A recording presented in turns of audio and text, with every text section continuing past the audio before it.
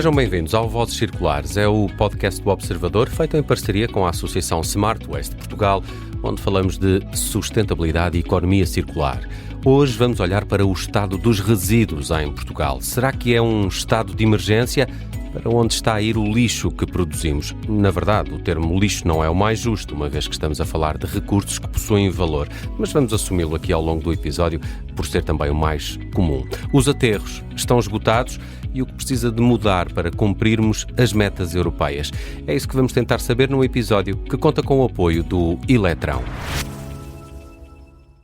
E connosco estão hoje Pedro Nazaré, CEO do Eletrão, e também Ana Cristina Carrola, vogal do Conselho Diretivo da Agência Portuguesa do Ambiente.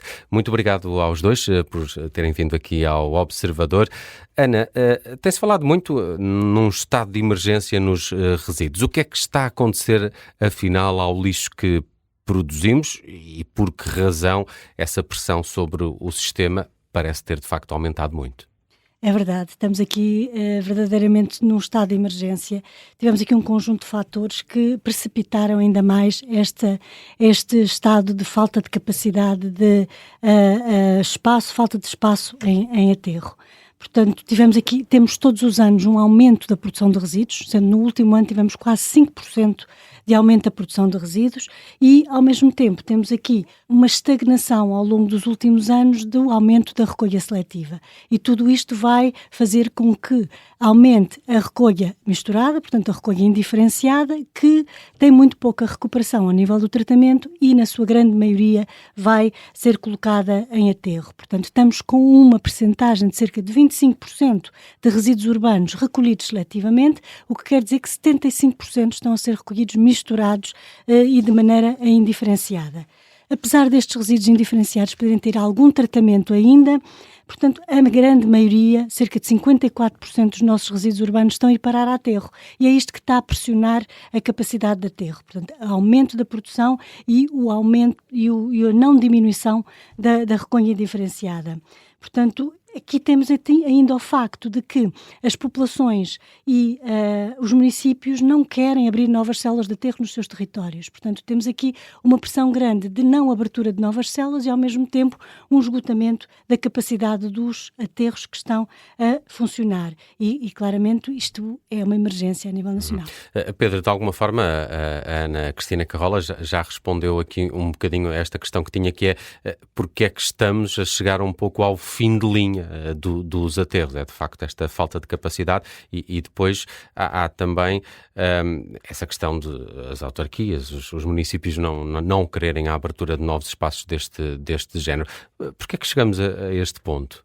Vamos lá. Presumo que não seja uma pergunta de fácil resposta, ou pelo menos sejam muitos os fatores que explicam a chegada a este ponto. Talvez primeiro só recordar que a pressão nos aterros existe porque a reciclagem, por assim dizer, não está a acontecer ao ritmo que nós desejávamos no país. Vamos lá ver, a necessidade de aterro existe porque tudo aquilo que nós consumimos vai ter um fim de vida. E no fim de vida, basicamente há duas opções.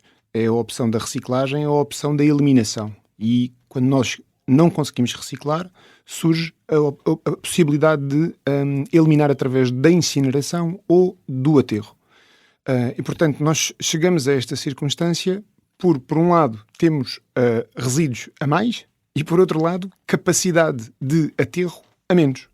Sentando apenas nos resíduos a mais, eles surgem por diferentes ordens de razão. A primeira, claro, uma sociedade muito consumista, muito voraz no consumo de recursos, produtos muitas vezes de complexidade acrescida que não são facilitadores da própria reciclagem, alternativas de reutilização ou de reaplicação e de prevenção da produção de resíduos ainda muito pouco incipientes, e depois, se quisermos, ou talvez central nisto tudo, hábitos de separação do cidadão e das empresas que ainda não vingaram com a expressão que nós gostaríamos que vingasse. Portanto, eu acho que todos estes elementos concorrem para que tenhamos produção de resíduos a mais e incapacidade de encaminhamento destes resíduos para a reciclagem. Por seu turno, temos a capacidade de aterro muitíssimo limitada pelas razões que a Cristina acabou de apontar. Portanto, de alguma forma, os próprios municípios são a chave desta equação. Talvez fosse esse o comentário que quisesse aqui destacar. Por um lado, os municípios são um dos principais agentes promotores da separação de resíduos e da recolha seletiva e, simultaneamente, são o agente que pode autorizar a expansão da capacidade de aterro. Por um lado, eles são condicionadores da reciclagem e também condicionadores da alternativa que existe, que é a colocação dos resíduos não reciclados em aterro. Ana, Portugal tem metas europeias muito exigentes para o uso dos aterros, a reciclagem, até para a preparação para a reutilização de alguns destes resíduos. No contexto atual é de facto muito desafiante para nós, Portugal, este alinhamento com as metas europeias? É, sem dúvida. Portanto, reportando aos nossos dados atuais de 2024, os últimos números que temos do desempenho nacional, temos aqui 36% de reciclagem. É o que nós tivemos em 2024, quando temos que atingir em 2030 60% e em 2030 65%. Portanto, esta distância é um bocadinho assustadora. Falta outro tanto. Exatamente, falta quase outro tanto. E por outro lado temos outra meta que também é muitíssimo exigente, que é em 2035 só depositarmos 10% dos nossos resíduos urbanos em aterro. O que estamos a depositar hoje em dia, cerca de 54%. Portanto, este aproximar a estas metas europeias tem que ser agilizado e há aqui um longo caminho a fazer. E há aqui a necessidade de envolver as várias partes. E 2035 parece ao virar da esquina, não é? Já amanhã, sem dúvida. E 2030 já temos Exato. aqui também meta a cumprir. Um objetivo que deveríamos aproximar-nos o máximo possível para depois também conseguirmos atingir 2035. Mas este caminho envolve aqui as várias entidades. Como o Pedro falou, temos aqui os municípios como um foco principal, uma vez que eles têm uma proximidade grande ao cidadão, que é quem tem aqui a hipótese de, através de um comportamento mais adequado, fazer ou prevenir a sua produção de resíduos, portanto, consumir menos ou consumir melhor, no sentido de produzir menos resíduos, e, ao mesmo tempo, fazer uma separação dentro das suas casas que permita depois aos municípios recolherem de maneira separada, obter aqui valores mais alinhados com as metas a nível da reciclagem e colocar menos em aterro. Portanto, tem que se envolver aqui todas as partes para conseguirmos o mais rapidamente possível chegar a estas metas. Pedro, o cidadão deposita os seus resíduos nos vários contentores, pelas cores, consoante plástico, papel, vidros, os indiferenciados, mas se calhar poucos sabem o que é que acontece a partir daqui. De alguma forma consegue guiar-nos por esta viagem que muitos dos consumidores podem não saber como é que acontece. Muito bem. Bom, em primeiro lugar, se calhar começaria por descrever o caminho do contentor cinzento, que é o contentor onde nós misturamos todos os resíduos do lixo misturado, por assim dizer. Nós, regra geral no setor, designamos de lixo indiferenciado ou resíduos indiferenciados, mas é o nosso contentor comum lá de casa. E aqui o país tem três tipos de solução. Ou é o aterro, ou é a incineração. Reparem que a incineração apenas existe na área urbana de Lisboa e do Porto, e depois temos regiões autónomas, em particular na Ilha de São Miguel e na Ilha Terceira. São as únicas 4 incineradoras que estão neste momento, e a de São Miguel nem sequer entrou em funcionamento, portanto são, diria, localizadas e têm uma pegada muito regional.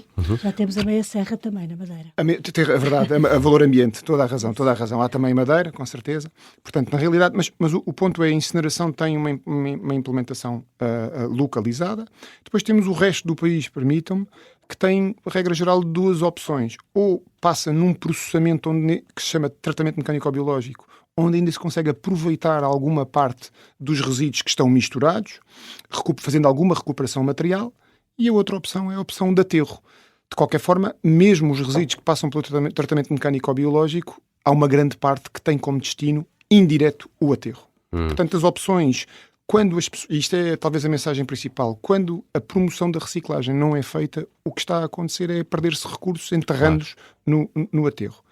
Numa nota mais positiva, quando as pessoas se dignam a fazer a separação, a promover a triagem, deslocar-se ao ecoponto mais próximo, para colocar ou no azul, ou no verde, ou no amarelo as suas embalagens usadas, aí há um mundo novo e toda uma economia que funciona e todo um conjunto de operações que se sucedem e que no fim do dia permitem que esses fluxos materiais contidos nesses resíduos venham a ser integrados em novas cadeias, em novos produtos de consumo. Mas de forma muito sintética, ao colocarmos os resíduos nos ecopontos, esses ecopontos são depois levados para um sítio onde eles são armazenados e triados, ou seja, a reciclagem não acontece de forma direta. Claro. Há um processo de triagem, sobretudo do contentor amarelo, porque ele tem alumínio, tem aço, tem vários tipos de plástico e, portanto, há toda uma necessidade de promover a triagem destas diferentes famílias de materiais e depois cada uma destas famílias de materiais são encaminhadas para os recicladores respectivos. E é aqui, nestes recicladores, que se faz o ato de mágica, por assim dizer, de resíduos passarem a recursos que são empregos em novos produtos que nós vamos consumir. Isto acontece no contentor amarelo e, da mesma ordem, acontece no vidrão, no vidro. Portanto, quando uma pessoa diz já fiz a minha reciclagem no contentor verde do vidrão, tem que ter noção que mesmo esse vidro, esse casco de vidro, ele tem um processamento altamente tecnológico para eliminar impurezas, para concentrar o vidro na sua pureza necessária a que o processo de reciclagem em novas embalagens de vidro aconteça. Ordem idêntica acontece no papel cartão. E às vezes temos aquele problema também do próprio vidro ainda ter papel, por exemplo, e esse é um processo que é feito depois... Necessariamente. Ana, no caso dos resíduos de embalagens, eles de facto têm este sistema mais próprio, não é? Mas como é que este fluxo depois se articula também com os sistemas municipais? Tem tudo a ver, portanto, faz tudo parte das mesmas peças do puzzle. Portanto, todos estes resíduos que nós produzimos nas nossas casas são os resíduos urbanos, sejam eles embalagens, sejam eles restos de comida, todos eles são resíduos urbanos e têm a mesma responsabilidade de gestão que são os municípios. Os municípios têm que gerir estes resíduos. Depois, o que nós temos na legislação comunitária é o que nós chamamos uma responsabilidade alargada do produtor, que vem criar aqui uma responsabilidade complementar à dos municípios, que têm esta responsabilidade de recolha, que é uma responsabilidade por quem coloca no mercado alguns produtos, por exemplo, ou o embalador de alguns produtos, tem a responsabilidade de, no fim de vida daquela embalagem, portanto, financiá-la para que ela seja recolhida corretamente, que seja recolhida e colocada no local adequado e que tenha uma reciclagem posterior. Portanto, esta responsabilidade alargada do produtor, estes embaladores, têm uma responsabilidade por financiar este fim de vida. E, normalmente, este financiamento é feito junto dos municípios que fazem a recolha, através dos 3 ecopontos, que depois enviam para um sistema de tratamento, como o Pedro estava a explicar, que fazem as triagens e fazem os fardos para a retoma, para a reciclagem posterior e, portanto, tudo isto é pago pelo que nós chamamos de prestação financeira, um ecovalor, da responsabilidade alargada do produtor paga pelos embaladores no caso das embalagens. E, portanto, a articulação destas responsabilidades nem sempre é fácil. Portanto, temos que aqui criar complementaridades, articulação entre entidades, mas, portanto, é absolutamente essencial para que as embalagens tenham o seu destino adequado. Pedro, estava aqui a lembrar-me particularmente dos resíduos urbanos como aqueles equipamentos mais elétricos, as pilhas, as baterias. Imagino que tenham aqui uma gestão um bocadinho mais distinta. Como é que estes fluxos se encaixam neste sistema de que estamos aqui a falar? Imagino que seja mais complexo ainda, não? Tem uma complexidade. A cadeia de valor tem uma complexidade acrescida. Talvez, como nota de contexto, explicar que a produção dos resíduos urbanos é, ao fim e ao cabo, um cabaz de diferentes famílias de produtos, que são os produtos que nós consumimos. Além dos resíduos já referidos, das embalagens ou dos biorresíduos, lembrar os têxteis, os móveis, os colchões, os eletrónicos e as pilhas, como colocava na sua questão, tudo isto compõe aquilo que é o resíduo urbano. Portanto, são diferentes famílias. No caso dos elétricos e das pilhas em concreto, a cadeia de valor é mais complexa. Este resíduo, além de ter cada vez mais pressão no resíduo urbano, portanto, no nosso consumo, basta recordar que a eletrificação da nossa vida que estamos a viver, hoje há um conjunto de aparelhos que passaram a ser elétricos e que não o eram no passado, e, portanto, com isto surge um desafio acrescido aos sistemas de recolha e reciclagem. E este desafio, eu diria, tem duas grandes questões. Primeiro, o conforto que há para as pessoas quando um resíduo elétrico é de pequena dimensão, desfazerem-se dele quando chega ao fim de vida através do contentor do lixo. Isto para dizer que se inviabiliza diretamente a sua reciclagem. A partir do momento em que um resíduo elétrico é misturado com o lixo comum de pequena dimensão, ou mesmo uma pilha ou uma bateria de pequena dimensão, dificulta muitíssimo a operação de reciclagem, para não dizer inviabiliza. Portanto, e é altamente poluente. Além da questão da poluição direta, porque os aterros de resíduos que nós estamos a falar são aterros de resíduos urbanos, estão tudo menos preparados para serem destino final da eletrónica. Mas, infelizmente, para ter até um número, dados do último RARU, estamos a falar de cerca de 14 mil toneladas de resíduos elétricos enterrados nos aterros portugueses. Isto é um crime ambiental. Isso é dramático. É dramático, sim. E, portanto, é contra isto que nós, Eletrão, lutamos todos os dias a procurar promover comportamentos mais adequados de separação e facilitando a vida às pessoas para conseguirem entregar os elétricos e eletrónicos e as pilhas e baterias nos locais certos. Com os grandes aparelhos temos outro tipo de problema. Nós não conseguimos colocar uma máquina de lavar ou um frigorífico no caixote do lixo lá de casa, mas quando as pessoas o colocam à porta da via pública ou não têm cuidado com a sua entrega a um operador credenciado para o efeito, estão a promover a vandalização desse aparelho e a inviabilização também dos processos de reciclagem que se poderiam suceder, mas não se sucedem porque, por e simplesmente, ele foi estropiado, o aparelho, e é impossível praticamente recuperar os poluentes que referíamos. Ana, estamos aqui a chegar ao final do nosso tempo, mas queria perceber como é que ultrapassamos esta situação de pressão sobre os aterros, como é que vamos cumprir estas metas europeias, quais considera que são as medidas estruturais mais prioritárias? A recolha seletiva, é de infraestrutura, é de regulação, imagino que seja também um pouco de cultura, da própria literacia para o assunto junto do consumidor? Sem dúvida, é isso tudo. E é isso tudo que temos que combinar e articular e tornar coerente na nossa atuação. Portanto, temos que promover aqui, efetivamente, esta atuação coordenada com todos estes instrumentos. Portanto, nós temos um planeamento estratégico já feito todo para a década, portanto, ele está a funcionar, sabemos efetivamente qual é o diagnóstico da situação e sabemos o que é que temos que fazer. Temos que agora, de alguma maneira, alavancar todas estas prioridades, seja ao nível da infraestruturação, seja ao nível da promoção da recolha seletiva. Portanto, temos que alavancar isto com algum financiamento e promover que as entidades que estão aqui envolvidas possam também investir para conseguir chegarmos a estes objetivos. Mas já temos medidas estruturais identificadas. Temos, por exemplo, uma campanha de comunicação aos cidadãos, uma vez que está claramente identificado que toda a cadeia começa neste elo. Portanto, nós temos que ser capazes de separar corretamente nas nossas casas para permitir que o resíduo tenha o destino mais adequado e possa ser criado o maior valor possível com ele. Portanto, nós temos uma campanha que a Agência Portuguesa do Ambiente agora vai começar a passar dia 17 de dezembro. Portanto, vai ser muito para motivar, incentivar, comunicar em tudo. Comunicação social? A comunicação social, televisões, rádio, portanto vai ser mesmo a nível nacional e muito, de um âmbito muito alargado.